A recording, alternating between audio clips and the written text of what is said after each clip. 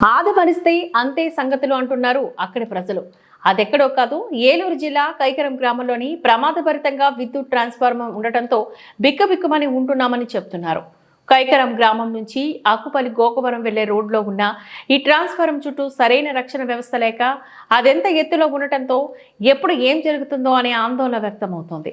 పిచ్చి మొక్కలు ఒకవైపు, సరైన రక్షణ ఫెన్సింగ్ లేకపోవడం ఇంకోవైపు, ఫీజు క్యారియర్ బాహటంగా ఉండటం మరోవైపు ఉండటంతో అటుగా వెళ్లాలి అంటేనే బెంబేలెత్తిపోతున్నారు.